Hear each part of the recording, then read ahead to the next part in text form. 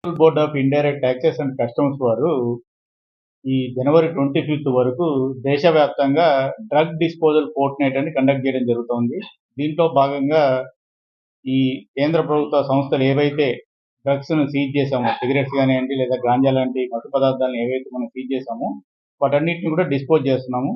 ఈరోజు central GST Guntur వాళ్ళు దాదాపు 2.5 కోట్ల వర్త్ విలువైన సిగరెట్స్‌ని, అదేవిధంగా కస్టమ్స్ విజయవాడ వారు దాదాపు 6.5 కోట్ల విలువైన సిగరెట్స్‌ని సీజ్ చేసిన వాటిని మన జిందాల్ వేస్ట్ మేనేజ్మెంట్ ఫెసిలిటీ ఏదైతే ఉందో గుంటూరులో దాంట్లో ఇన్సినరేట్ చేయడం జరుగుతూ ఉంది.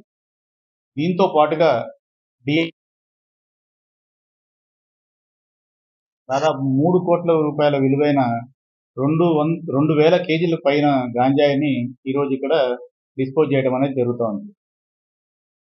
మన రాష్ట్రంలో ఈ భారీగా ఫేక్ సిగరెట్లు, అదేవిధంగా ఇల్లీగల్గా ఇంపోర్ట్ అయిన సిగరెట్స్ ఏవైతే ఉన్నాయో వాటి మీద మా డిపార్ట్మెంట్ దృష్టి సారించింది.